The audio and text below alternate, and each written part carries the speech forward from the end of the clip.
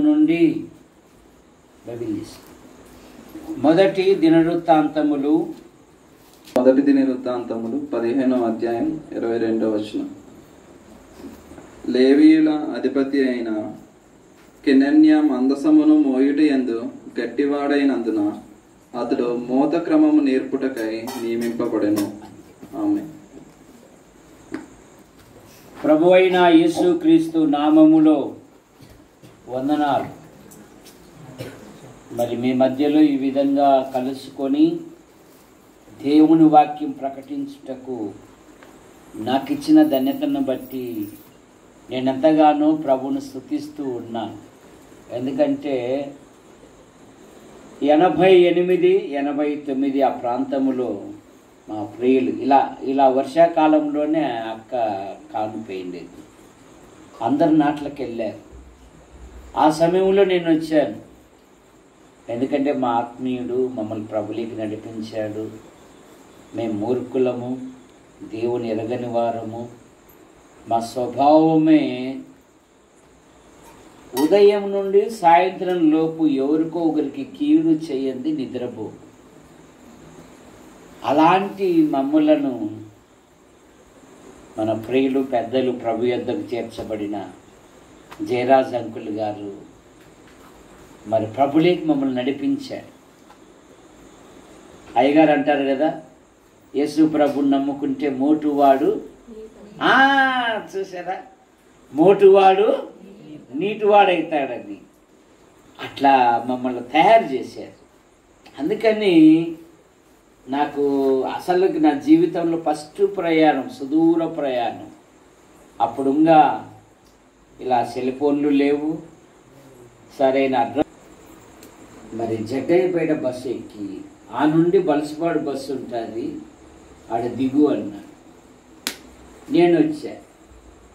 అప్పటికి అక్కగారు ఆసుపత్రిలో ఉన్నారు. ఇక నేనే అన్ని కార్యక్రమాలు. సైకిల్ అది దాదాపు నాకంటే 5:30, 6 ఇటు వరకు ఉంటుంది. ఆ సైకిల్లో ఇక్కడ నుండి ఆహారం తీసుకొని పోవాల ఇవ్వాల. ఇప్పుడే టికెట్ పరిగెత్తుకుంటూ వచ్చి మళ్ళా చూడు అని పోతా బావా అంటాడు. ఊరుకు ఎదురు మాట కూడా చెప్పేటోళ్ళం కాదు. అందుకనే దేవుడు ఇంతటి వాణిగా చేశాడు. కనుక ఈరోజు మనం కెనన్య అనే వ్యక్తిని గురించి కొన్ని విషయాలు నేర్చుకుందాం. కెనన్య అనే పదానికి అర్థం ఏంటంటే స్థిరుడు అని అర్థం. యేసు ప్రభు నమ్మిన పిల్లలు వారి ఆధ్యాత్మిక జీవితములో ఎన్ని శ్రమలు వచ్చినా, ఎన్ని బాధలు వచ్చినా, ఎన్ని ఇరుకులు వచ్చినా ప్రభు కొరకు స్థిరత్వం కలిగి జీవించాలి. అపోస్తుల కార్యాలు 14వ అధ్యాయము 22వ వచనములో అతడు వచ్చి శిష్యుల మనస్సులను దృఢపరచి విశ్వాసమందు నిలకడగా ఉండవలనని అనేక శ్రమలు అనుభవించిన తర్వాత మనము దేవుని రాజ్యమునకు. ఈ దినాలలో క్రైస్తవులు శ్రమలు అంటే ఇష్టపడరు. ఇదిగో శ్రీకాంత్ గారు, మేము మందిరానికి వస్తాం, కానీ ఒక్కరు ఒక మాట అనకూడదు. చూడు మమ్మల్ని ఏం వెంటకనపడుతున్నాం మేము, వాళ్ళేనా? కానీ మోషే ఏం కోరుకున్నాడు? ఏం కోరుకున్నాడమ్మా మోషే? ఒకసారి తప్పట్లు కొట్టండి అమ్మా. నా స్నేహితుడు చక్కగా జవాబు చెప్పాడు. సుందరుడు మోషే సకల విద్యలు అభ్యసించిన వాడు. ఎబ్రీ పత్రిక 11వ అధ్యాయము 24, 26 వచనాలు చూస్తే మోషే పెద్దవాడైనప్పుడు విశ్వాసమును బట్టి ఐగుప్తు ధనము కంటే క్రీస్తు విషయమైన నింద గొప్ప భాగ్యమని ఎంచుకొని అల్పకాలము పాపభోగము అనుభవించుట కంటే దేవుని ప్రజలతో శ్రమ అనుభవించుట మేలని యోచించి ఫరో కుమార్తె అతడు ప్రతిఫలముగా కలగబోవు బహుమానమునందు దృష్టి ఉంచెను. ఒక శ్రేష్టమైన మాట ఉంది చూడండి. అతడు అదృశ్యుడైన దేవుని చూచుచూ స్థిర బుద్ధి గలవాడై. ప్రభు కొరకు ఎలాగుండాలి?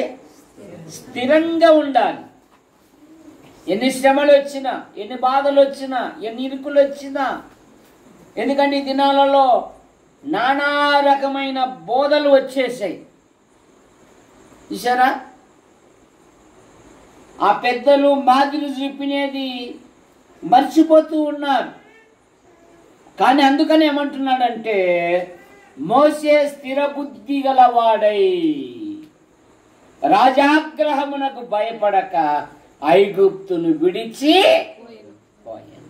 ప్రభు అయిన యేసుక్రీస్తు వారే అన్నారు, లోకములో మీకు శ్రమ కలుగును, ఆయనను ధైర్యము తెచ్చుకొనుడి, నేను లోకాన్ని. యేసు ప్రభు వారే అన్నారు మత్తయి సువార్త 5:11, నా నామము నిమిత్తము జనులు మిమ్ముని హింసించి నిందించి మీ మీద అబద్ధముగా చెప్పునప్పుడల్లా మీరు సంతోషించి పరలోకములో మీ ఫలము అధికమగును. కెనన్య అనగా స్థిర బుద్ధి గలవాడు, స్థిరుడు. విశ్వాసి జీవితములో ఎన్ని శ్రమలు వచ్చినా ప్రభు కొరకు స్థిరత్వం కలిగి ఉండాలి. 1 కొరింథీ పత్రిక 15వ అధ్యాయము ఆఖరి వచనములో, కాగా నా ప్రియ సహోదరులారా, మీ ప్రయాసము వ్యర్థము కాదని ఎరిగి స్థిరులను కదలని వారును ప్రభు కార్యాభివృద్ధి యందు ఎప్పటికీ. అందుకనే కూడికకు వచ్చారు. శ్రీకాంత్కి అసలు పని పాడలేదు. ఇప్పుడే మేము నాటు పోయి వచ్చే మన పాడతాను అంటున్నాడు. నీళ్ళలో తడిసి వచ్చే బైబిల్ ఏం చెప్తుందంటే, మన అయ్యగానే చెప్తారు కదా, మా రాయలసీమ భాషలో, నల్లని బర్రె పచ్చని గడ్డి తిని మర్చిపోయింది అసలు అమ్మాయి. పచ్చని గడ్డి తిని తెల్లని పాలు ఇస్తారు. ఎందుకు? అది నెమరు వేస్తుంది. మనకు ఎప్పుడు సమయం వస్తే అప్పుడు రావాలా, దొరకదు. బైబిల్ ఎప్పుడో చెప్పింది కదా, యెహోవా మీకు దొరుకు కాలమును ఆయనను దినములు చెడ్డవి సమయమును పోనివ్వక సద్వినియోగము. అందుకే మీరు వచ్చారు. చూసారా? చాలా మంది దేహాన్ని ప్రేమించి సుఖాన్ని ప్రేమించి రాలేకపోతూ ఉన్నారు. కానీ నిజ విశ్వాసి సంఘములో ఎప్పుడు కూడికన్నా అప్పుడు పరిగెత్తుకుంటూ రావాలి. ప్రభును బట్టి రావాలా. దేవుని మందిరమునకు వస్తే, దేవుని సంఘానికి వస్తే దీవెన కలుగుతుంది. సమూయేలు గురించి ఏం చదువుతాము? బాలుడగు సమూయేలు యెహోవా సన్నిధిలో ఉండి ఎదుగుచూ ఉండెను. చూసారా? ఇప్పుడు సమూయేలు గురించి సౌలు పనివాడు సాక్ష్యం ఇస్తున్నాడు. ఏమని సాక్ష్యం ఇస్తున్నాడు? ఈ పట్టణములో ఒక దైవజనుడు ఉన్నాడు, అతని చెప్పు మాటలలో ఏదియూ తప్పిపోలేదు. సమూయేలును దేవుడు ఒక దైవజనునిగా, ఒక న్యాయాధిపతిగా, కీర్తనలో ఏమని రాయబడిందంటే, ఆయన నామములో ప్రార్థించు వారిలో సమూయేలు ఒకడు. దేవుని సంఘము దేవుని మందిరానికి ఎప్పుడు సమయం దొరికితే అప్పుడు రావాలి. కెనాన్య అనగా స్థిరత్వం గలవాడు, స్థిరుడు. రెండవది నెహమ్యాలో ఉన్న రెండవ మాట ఏంటంటే నేర్చుకొనువాడు. నేర్చుకునేవాడే కదా నేర్పించేది, నేర్చుకునేవాడే కదా నేర్పించేది. మనం ప్రభు దగ్గర నేర్చుకోవాలి. ఇప్పుడు నాగేంద్ర ఉన్నాడు, బైక్ భలే తోలుతాడు, నాకు బైక్ తోలేక రాదు. నాకు ఏం పేరు ఆయన పేరు? నరేంద్ర. ప్రేమ్ ఉన్నాడు, ఆయన చక్కగా బైక్ తోలుతాడు, నాకు బైక్ తోలేక రాదు. నాకు తాళం ఇచ్చి అయ్యగారు బలసవాడి పోయిరాప అంటే నేను పోగలనా? మనం ప్రభు దగ్గర నేర్చుకోవాలి. ఎవరి దగ్గర నేర్చుకోవాలా? మత్తయి సువార్త 11వ అధ్యాయంలో ఆయన అన్నాడు కదా, నా యొద్ద నేర్చుకొనుడి. చూసారా? ఆయన సన్నిధిలో ఉంటే ఆయన అనేకమైన విషయాలు మాట్లాడడానికి ఇష్టపడుతూ ఉన్నాడు. ఏసుకెళ్తా అంటున్నాడు, ఏమని? నువ్వు మైదాన భూమికి వెళ్ళు, అక్కడ నేను నీతో మాట్లాడుదును అన్నాడు. నీ ఇంటిలోనే రాత్రికాల కూడిక ఉండాలి. ప్రార్థన చేయండి, భోజనం పెట్టకూడదు పిల్లలకు. ఈ మొబైల్ ఫోన్ వచ్చినాక మాటలే లేవు. ఏం లేవు? భార్యాభర్తలకు కూడా, తల్లిదండ్రుల పిల్లలకు కూడా అంత మూగ సైకిలే. ఈవిడ ఆకలి అయితే వాడు వేసుకున్న బోళ్ళ తినాలా రావాలి. కానీ చిన్నప్పుడైతే కనుక రే అన్నమైంది ప్రార్థన చేసుకుందాం రా అనేవాళ్ళు మా తల్లిదండ్రులు. వాళ్ళు ప్రార్థన చేసినాకనే భోజనం పెట్టేవాళ్ళు మా. చూసారా? ఇప్పుడు ప్రార్థన అనే పదమే లేదు, బైబిల్ చదువుట లేదు. ఒకసారి మన ఆత్మ పరిశీలన చేసుకుందాం. మొబైల్ ఫోన్ ఎంత సమయం గడుపుతూ ఉన్నావు? దైవ గ్రంథం దగ్గర ఎంత సమయం గడుపుతూ ఉన్నావు? రక్షించబడినప్పుడు ఎంత ఆసక్తి ఉంది, ఇప్పుడు ఎంత ఆసక్తి ఉంది ప్రభు పట్ల? నేర్చుకోనేవాడు. మనం ప్రభు దగ్గర ఉంటే ఆయన నేర్పిస్తాడు. దావీదు కూడా అదే అన్నాడు 34వ కీర్తన 11వ వచనంలో, పిల్లలారా నా యొద్దకు రండి, నేను యెహోవా యందు భయభక్తులు మీకు ఒక గొప్ప సాక్ష్యం ఇచ్చాడు దావీదు. నేను చిన్నవాడనై ఉంటిని, ఇప్పుడు ముసలివాడనై ఉన్నాను. నీతిమంతులు విడవబడుట గాని, వారి పిల్లలు భిక్షమెత్తుకుట గాని నా చరిత్రలో, నా జీవితంలో నేను ఎన్నడూ చూడలేదు అన్నాడు. రండి, దేవుని యందు భయభక్తులు మీకు నేర్పెదను. తిమోతి అమ్మమ్మ, తిమోతి అమ్మ. తిమోతిని ఒక ఉన్నతమైన వ్యక్తిగా తయారు చేశారు. ఎలా చేశారు?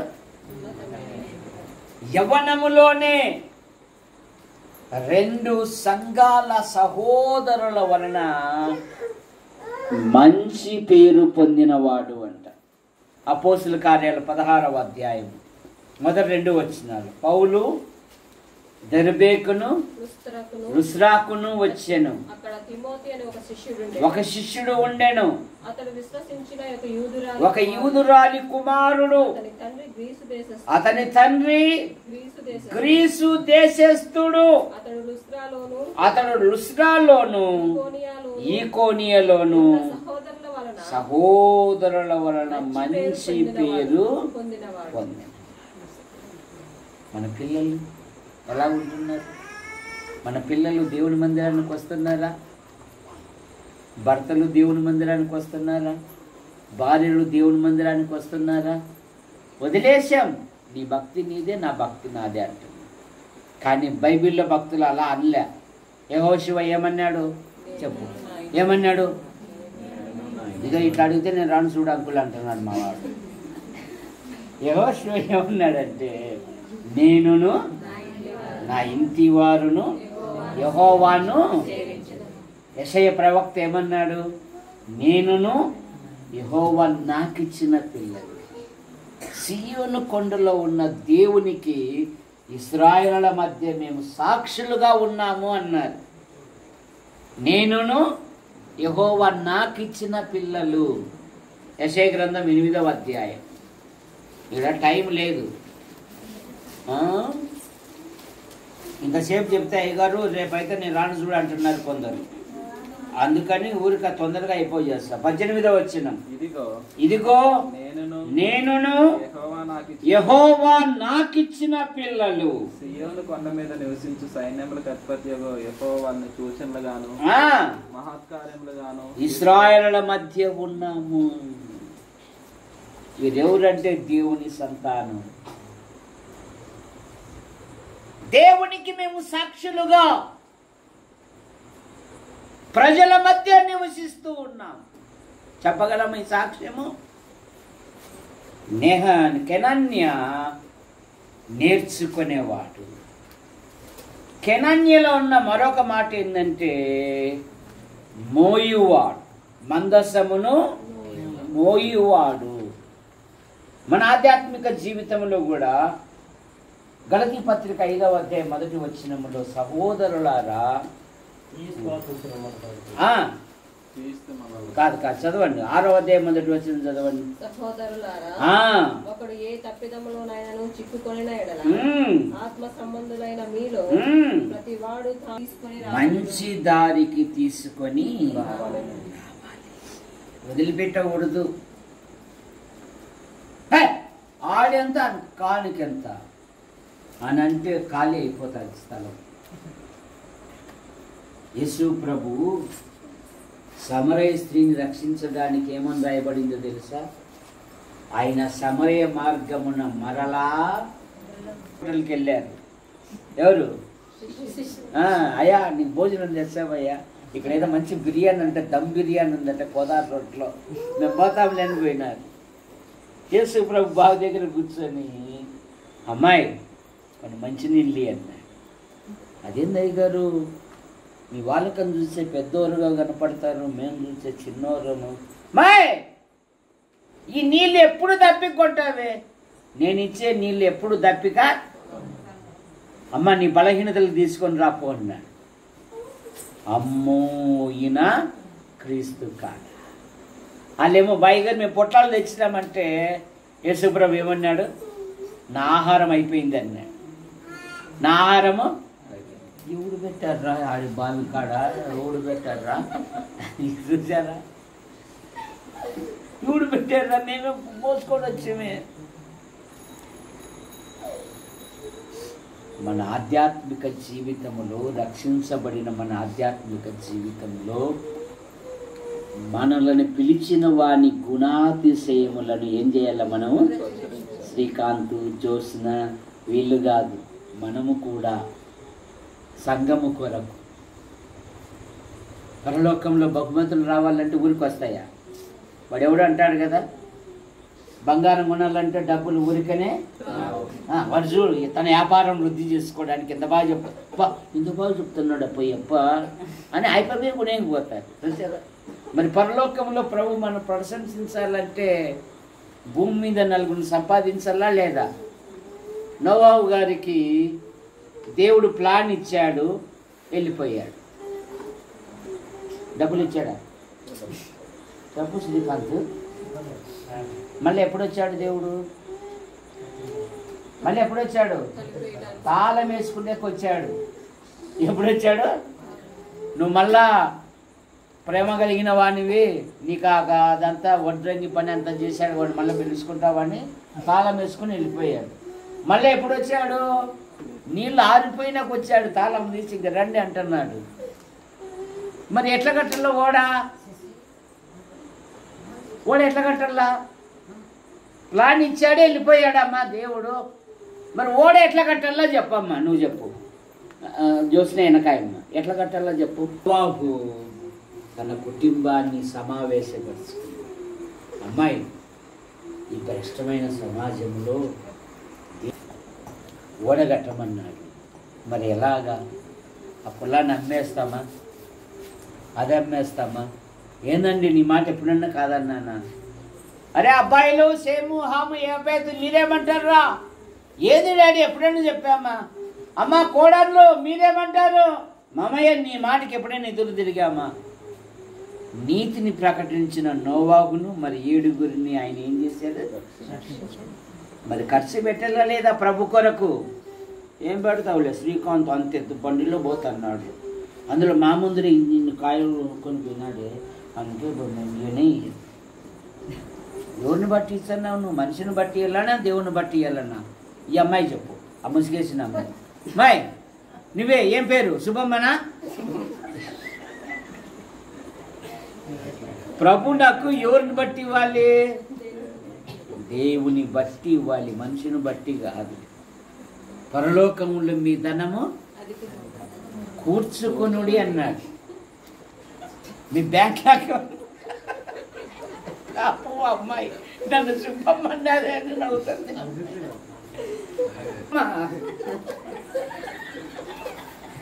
కనుక పరలోకంలో ధనం కూర్చుకోవాలంటే ఇక్కడ ఖర్చు పెట్టాలా లేదా? ఆహా అసలు నీ ముందే పోనీ. ఎందుకు? ఇస్త్రీ 20 రూపాయలు చీరే, అందుకని పట్టలు శ్రీకాంత్ వచ్చాడు.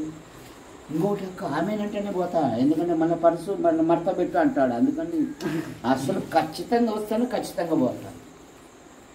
కానీ పరిచర్య చేసిన సమయంలో దేవుడు ఆశీర్వదించాడా లేదా? ఇది ప్రభు పని, మనుషుల పని కాదు.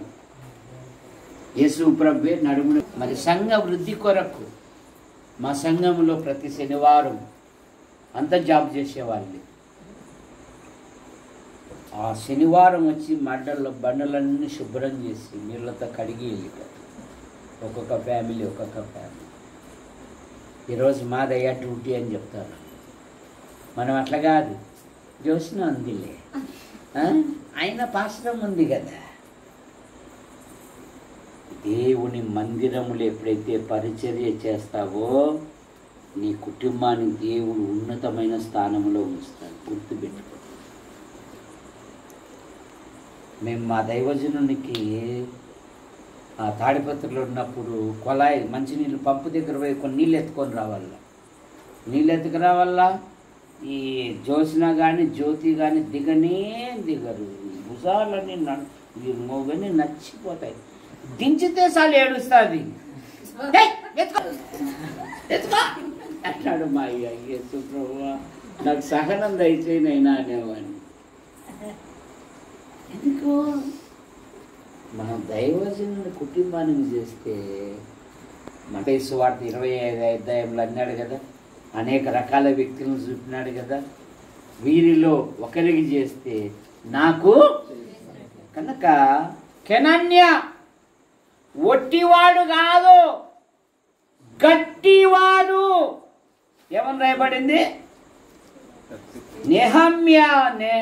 కెనన్య గట్టివాడు, ఒట్టివాడుగా. ఇది నెలలో చాలా మంది ఒట్టివాళ్ళు ఉన్నారు. ఎవరున్నారు?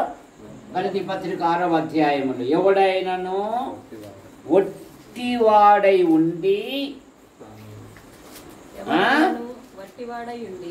ఒట్టివాడు అయి ఉండి ఎన్నికైన వాడునని ఎంచుకొనిన ఎడల ఎవడైనాను ఒట్టివాడు. కానీ కెనన్య గట్టివాడు. ప్రభు పనికి ఎవరు కావాలంటే గట్టివారు కావాలి. ఎవరు కావాలా? గట్టివారు కావాలి. మొదటి దినవృత్తాంతములు 9:13 కూడా 9:13 చివరి భాగంలో వీరు దేవుని మందిర సంబంధమైన మంచి. అది మీ మామగారు మాకు నేర్పింది. ఆకలి దప్పులతో సేవ చేస్తున్నాను. దేవదానం ఈరోజు కడుపు నిండిందయ్యా, రేపు కథ ఏమోలే అనేవాడు. చూసారా? ఆకలి దప్పుల్లో వీరు మంచి గట్టివారు, దేవుని పని కొరకు, దేవుని రాజ్య విస్తీర్ణ కొరకు. 26వ అధ్యాయం 8వ వచనములో కూడా దినవృత్తాంతములే వారు తమ పని చేయుటలో ఆ, మంచి గట్టివారు. మంచి జీవితంలో కెనన్య ద్వారా మనం అనేకమైన విషయాలు నేర్చుకుంటున్నాం. నీ కెనన్య అనగా స్థిరుడు, కెనన్య నేర్చుకునేవాడు, కెనన్య మోయువాడినవాడు, కెనన్య మోత క్రమం నేర్పుటకై నేర్పుటకై. సరే, మన పిల్లలకు దైవిక భయభక్తులు ఎప్పుడైతే నేర్పుతామో వారి జీవితాలలో దేవుడు గొప్ప కార్యాలు జరిగిస్తాడు. అయ్యగారు ప్రార్థన మాకు అనుగ్రహించిన ఈ పరిశుద్ధమైన సహవాసం చేస్తూ స్తోత్రాలు. దూర ప్రాంతం నుంచి మా మధ్యకి నడిపించారు. విలువైనటువంటి స్వార్థ వాక్యములు మా గ్రామానికి వింపజేస్తూ వచ్చారు. స్థానిక సంఘాన్ని బలపరిచేటందుకు కొరకై మరి దినవృత్తాంత గ్రంథంలో రాయబడినటువంటి కెనన్య జీవితమును మా యొక్క తీసుకుని వచ్చినందుకే ఎంతో మేము ప్రభువాన్ని ఎవరు వేసుకొని ఒక మంచి తీర్మానం చేసుకొని పరిచయంలో దేవుని మందిర విషయాల్లో మేము కూడా మంచి గట్టివారు మరి సహాయం చేయాలి. మళ్ళా మీరు చెప్పినట్టే ప్రార్థన చేస్తాము. ఆయన ప్రార్థనకు సహాయం చేయవలసి అడిగి పెట్టుకుంటున్నాం తండ్రి. తండ్రి అయిన దేవుడి ప్రేమ మన ప్రభుత్వం తీసుకునే కృప పరిశుద్ధాత్మ దేవుని కన్యడమైన సహవాసం మన ప్రయాసాలు